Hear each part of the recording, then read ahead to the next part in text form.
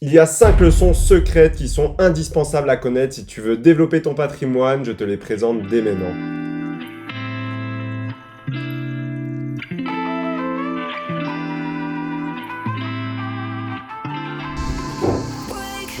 Et la première leçon va être de voir l'argent comme un cours d'eau et c'est extrêmement important de comprendre cette nuance. En fait, il faut comprendre que l'argent va se moduler à tes envies. C'est-à-dire qu'aujourd'hui, si tu veux gagner de l'argent en étant boulanger, tu peux très bien le faire. Tu peux être en étant chef pâtissier, étant salarié dans une boulangerie ou en montant ta propre boulangerie.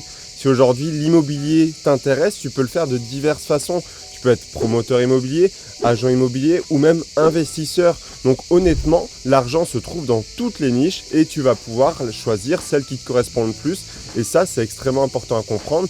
Et surtout, il ne se situe pas que dans une niche. Il faut voir l'argent en fait comme de l'eau. Et ce qui est intéressant avec l'eau, c'est que si tu veux remplir un océan, tu vas être obligé d'avoir en fait des fleuves, des rivières, des cours d'eau, sinon tu n'y arriveras jamais. Et toi, ça doit être exactement la même chose. Aujourd'hui, tu peux très bien être salarié, ça ne pose aucun problème, mais rien ne t'empêche de développer en fait tes cours d'eau pour pouvoir alimenter ton océan et le faire grossir petit à petit. Mais ça, très peu de personnes l'ont compris en fait. Mais pour reprendre un peu cette même métaphore de l'eau et des cours d'eau, il faut savoir également que si tu trouves un cours d'eau, eh bien généralement si tu le suis, tu vas tomber sur une rivière, puis un fleuve, puis un océan. Et avec l'argent, c'est exactement la même chose. À partir du moment où tu trouves le cours d'eau, où tu as trouvé une niche où tu peux gagner de l'argent, salarié, entrepreneur ou autre, n'hésite pas à la développer au maximum. Il y aura certainement un plafond de verre. À ce moment-là, rien ne t'empêche de développer une autre activité. Mais une fois que tu trouves la niche et aussi le cours d'eau qui a l'air d'être prometteur à l'avenir avec de plus en plus de courants, eh bien n'hésite pas à le suivre parce qu'il y a de fortes chances que tu puisses trouver de l'argent. Il y a beaucoup plus de chances que tu trouves une mer en suivant un cours d'eau, puis qui tombe dans une rivière, puis un fleuve, puis un océan, qu'en essayant de trouver directement la mer sans essayer de suivre un petit peu le chemin de l'eau. Et ça, c'est une très bonne métaphore pour comprendre à quel point il est important de laisser aussi du temps à l'argent.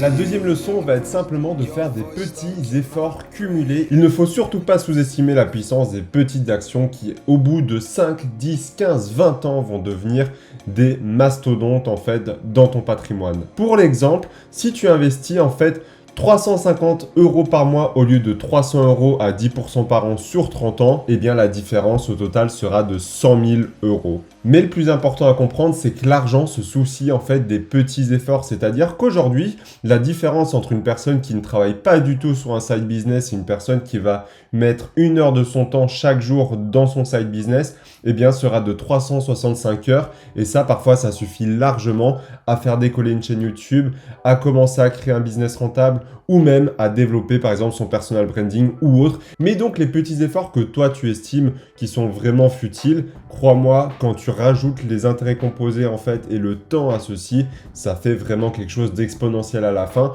Et simplement 1 heure ou 50 € en plus par jour ou par mois, ça peut faire une énorme différence. Parce que si tu regardes d'ailleurs, tous les domaines utilisent des petits efforts. Là aujourd'hui, quand je fais ma chaîne YouTube, ça me demande pas non plus de travailler 12 heures par jour. Théoriquement, si je le souhaite, je pourrais travailler que 2 heures par jour en fait à tourner la vidéo, écrire la vidéo, faire les miniatures et faire le montage. Et concrètement, je sortirai les 3 vidéos par jour. Et toi, aujourd'hui, rien ne t'empêche de commencer à créer ton side business en ne mettant que les 20% d'efforts qui créeront 80% des résultats. Par exemple, si tu veux faire une chaîne YouTube toi aussi, ça va être écrire la vidéo, tourner, faire le montage et la publier.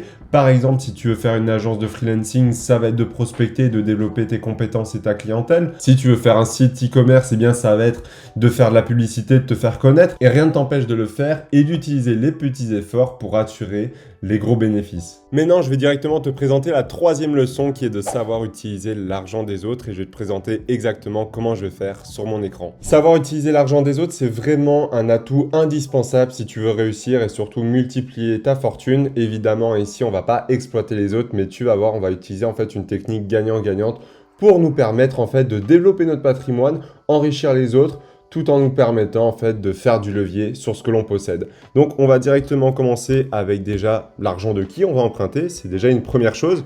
Premièrement, on a les banques avec les crédits immobiliers. Deuxièmement, on a les entreprises avec les dividendes, les actions. Troisièmement, celle de nos clients, si tu as une entreprise, on peut faire levier sur tes clients actuels, c'est possible également. Ou alors les personnes tout autour de toi avec des associations ou alors de la création de contacts. Je vais te montrer en direct comment moi je vais le mettre en place avec ma stratégie pour profiter de ces 4 piliers.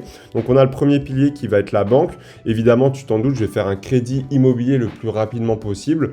L'objectif, c'est de pouvoir faire levier en fait sur l'argent de la banque pour me permettre en fait de débloquer une somme afin d'investir plus facilement en immobilier. Tu te doutes bien que si tu dois sortir, je dis n'importe quoi, 200 000 € de ta poche, c'est beaucoup plus compliqué que quand tu utilises l'argent de la banque qui te donne un crédit, et ça va me permettre de faire de l'investissement, du revenu locatif et d'augmenter mon patrimoine brut et net. Ensuite, si on peut partir sur la même chose, on va partir sur les entreprises qui est le deuxième secteur le plus intéressant à mettre en place. Premièrement, avec les actions et les dividendes. Comme tu le sais, j'adore tout ce qui va toucher au milieu de la bourse afin de toucher des dividendes, des revenus passifs, et ça, tout le monde peut le mettre en place dès aujourd'hui. Mais également, l'entreprise, il ne faut pas oublier la mienne. Peut-être que toi, aujourd'hui, tu es salarié, donc tu n'as pas de business à toi, mais moi, c'est mon cas, et donc je ne peux pas y passer à côté.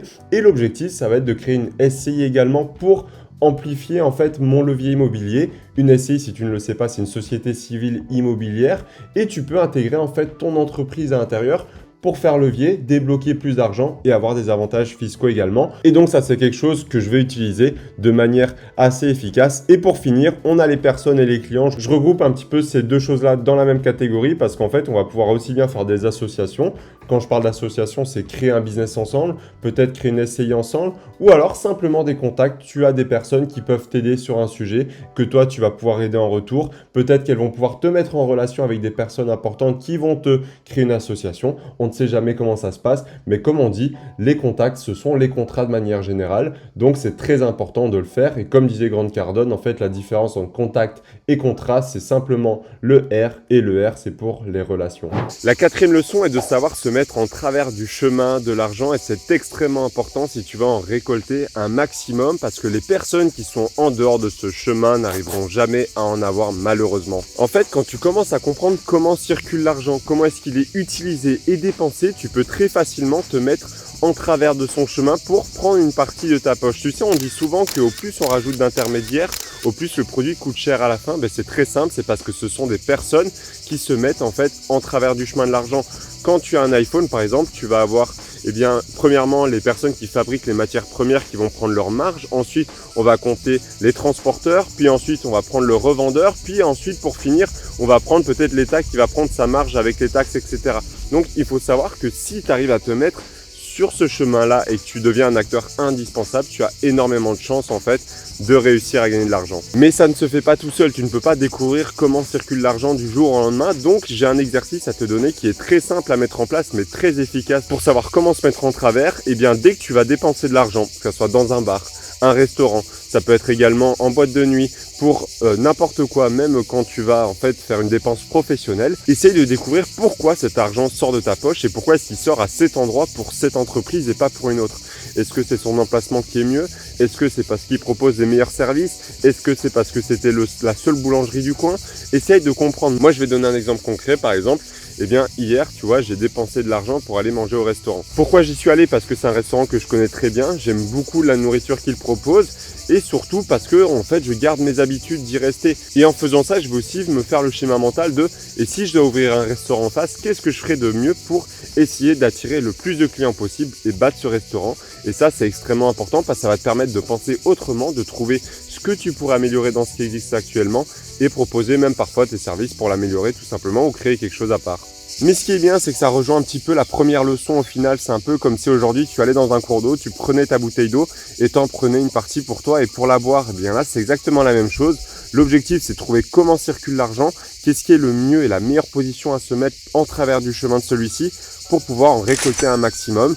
Et évidemment, c'est comme ça que ça se passe. Tout business, toute entreprise se met à un moment donné en travers du chemin de l'argent si elle veut gagner de l'argent, sinon ça ne marche pas malheureusement. Et enfin, la cinquième et dernière leçon est de gamifier ta relation avec l'argent. Qu'est-ce que j'entends par là? C'est simplement de faire l'argent un jeu, c'est-à-dire que tu vois ça comme des scores, comme des points accumulés, et aussi en essayant de trouver les règles du jeu afin de maximiser ce score-là. C'est vraiment comme ça que je vois d'ailleurs moi-même l'argent. J'utilise une application qui s'appelle Finery. Si tu ne connais pas, c'est d'ailleurs grâce à celle-là que j'analyse le patrimoine de mes abonnés, comme je te mets juste ici la dernière vidéo. Mais en gros, tu vas pouvoir mesurer ton patrimoine total via l'immobilier, via la bourse, via tes comptes en banque, via tes livrets pour voir à quel point tu vas évoluer dans ce jeu de l'argent. Mais après, tout le monde, en fait, dès sa naissance, est lancé dans une partie géante de Monopoly avec 7 milliards de personnes sur Terre. Et le problème, c'est que tout le monde veut sa part du gâteau, veut son salaire, veut son immeuble, veut ses investissements, mais très peu y arriveront. Premièrement, parce que soit ils n'auront pas les connaissances, soit ils ne s'y intéresseront pas, soit ils n'auront pas la volonté de le faire. Mais toi, est-ce que tu vas simplement utiliser cette partie de Monopoly pour faire des tours et attendre ton salaire, ou est-ce que tu vas jouer entre les deux et planter des immeubles, acheter des terrains et également investir en bourse et développer tous les autres leviers? Ça, il n'y a que toi qui peux le voir. D'ailleurs, si tu veux en savoir un peu plus sur le sujet de la finance, je t'ai donné mon plan d'action exact pour pouvoir atteindre le patrimoine à 1 million d'euros d'ici les prochaines années. Si tu veux connaître mon plan d'action, je t'explique tout dans cette vidéo. On se retrouve juste derrière. À tout de suite.